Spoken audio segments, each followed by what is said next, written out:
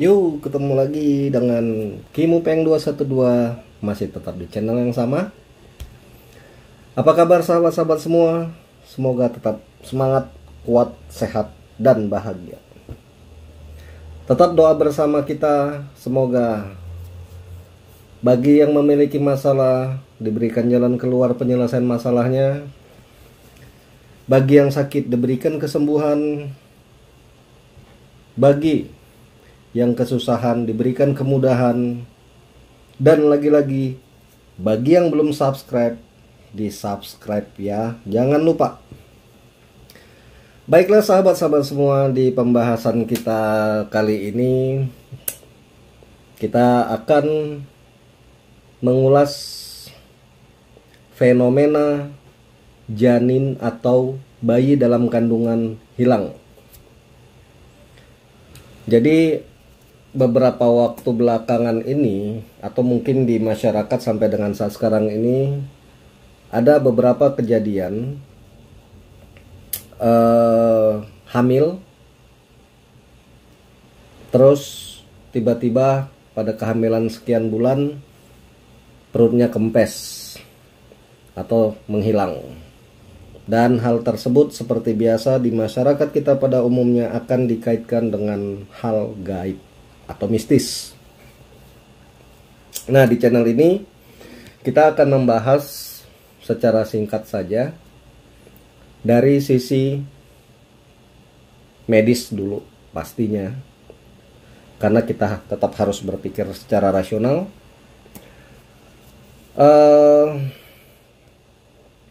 Jadi apakah Anda pernah mendengar seseorang kehilangan jabang bayi yang ada dalam kandungan? Banyak di berita-berita ya, kita lihat. Kemudian juga kadang nggak masuk logika. Kita menganggap itu ulah jin atau setan, atau ada yang mengambil jabang bayinya sebagai tumbal dan lain sebagainya.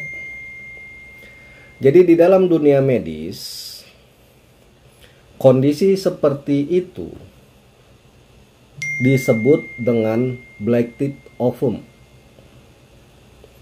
atau bahasa kita itu kehamilan anembrionik atau hamil anggur. Jadi hamil kosong ini atau anembrionik ini, kehamilan anembrionik, maaf sedikit agak kesleo ya bahasa medis.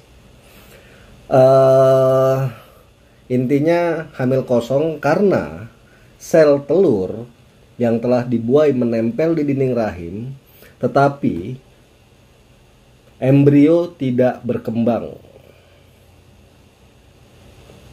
Selnya berkembang mengikuti kantung kehamilan, tetapi bukan embrionya, sehingga kesannya hamil, tapi sesungguhnya kosong.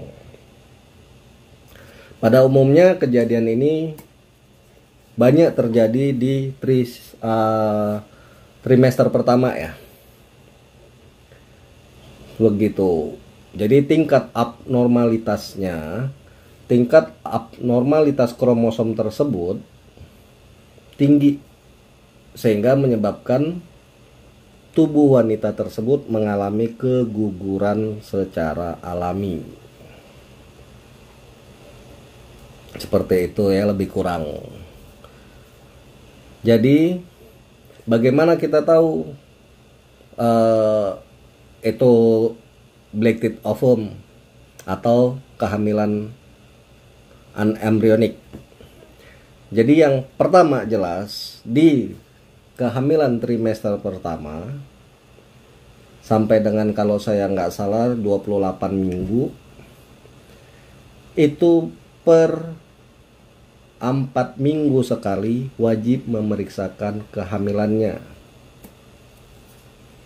Periksakan kehamilan ke dokter spesialis kandungan. Dan di masa trimester kedua itu siklus pemeriksaannya harus lebih rutin. Yang semula sebulan 4 kali, masuk trimester kedua sebulan 2 kali. Masuk di trimester ketiga atau menjelang masa-masa kelahiran itu seminggu sekali. Jadi sebisa mungkin periksalah di dokter yang sama dari awal sehingga memiliki rekod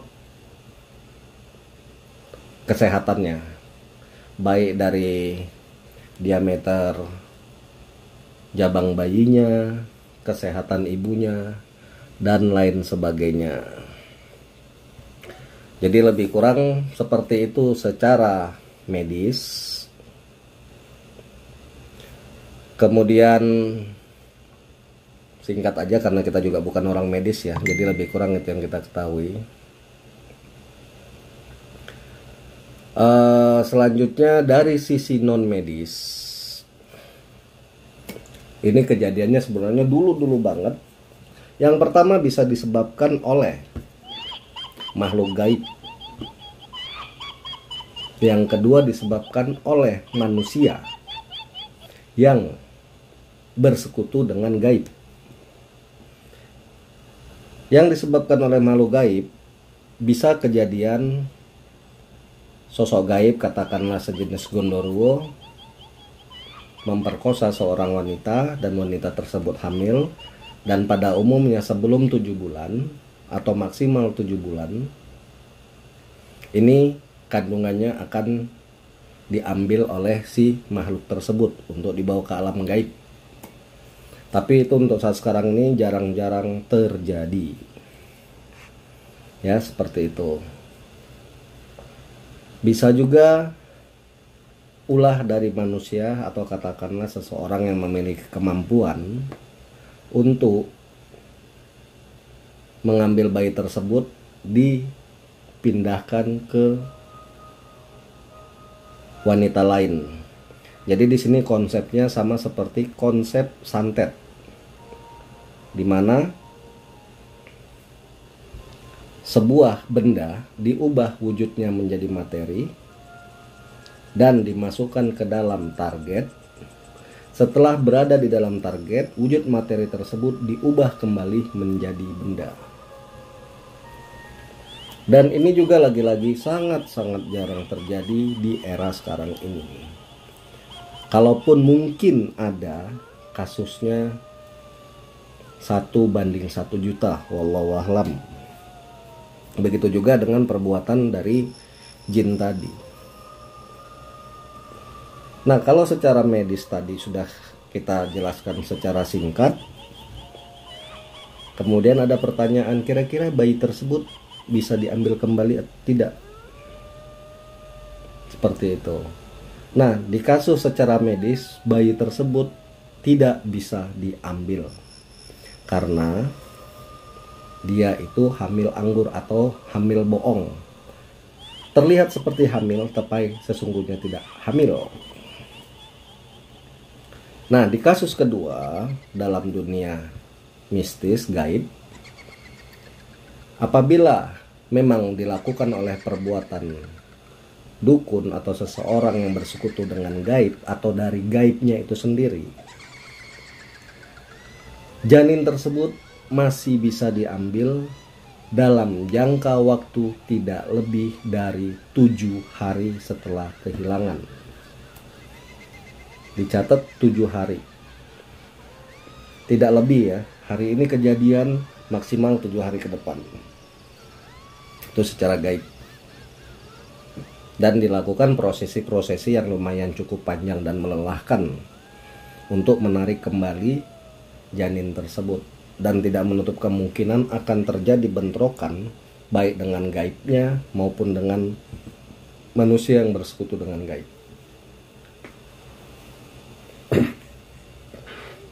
Kemudian ada pertanyaan masuk kepada saya, bagaimana kita bisa merasakan bahwa itu hamil anggur kalau secara medis maupun diambil oleh makhluk gaib secara non medis?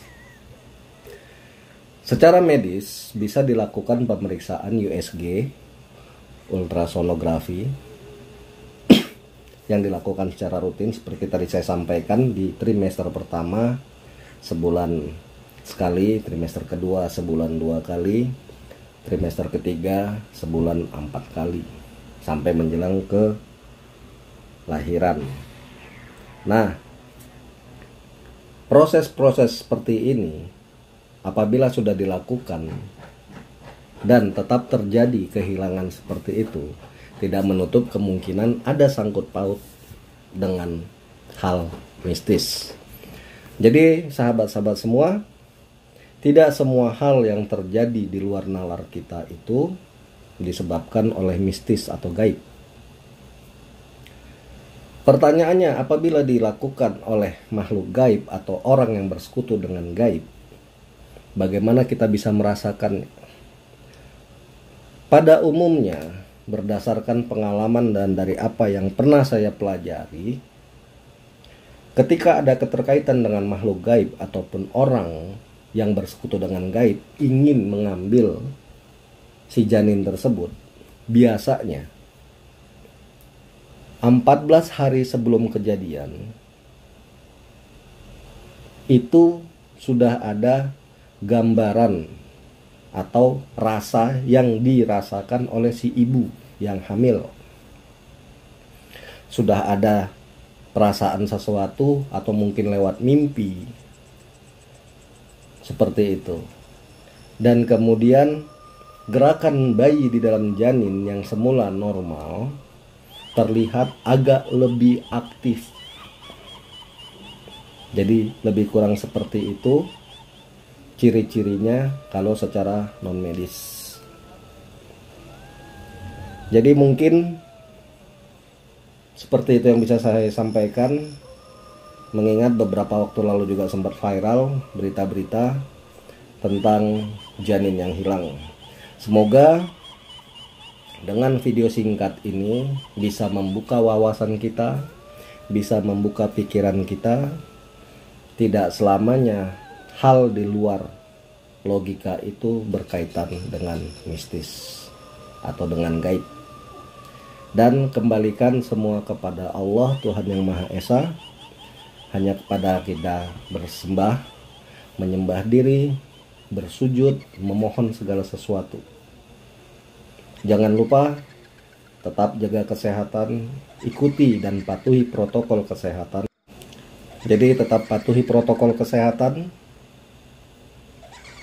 jaga jarak, jaga kebersihan, cuci tangan sebelum dan sesudah melakukan kegiatan. Jangan lupa tetap berdoa, berusaha. Jangan lupa untuk terus mengikuti video-video kita selanjutnya. Saya Kimupeng 212. Terima kasih bagi yang subscribe, bagi yang belum subscribe, yang belum subscribe, di-subscribe dulu biar kita lebih semangat. Tetap semangat, tetap sehat, tetap kuat, tetap bahagia. Yuk, sampai ketemu di video selanjutnya. Saya Kimupeng 212.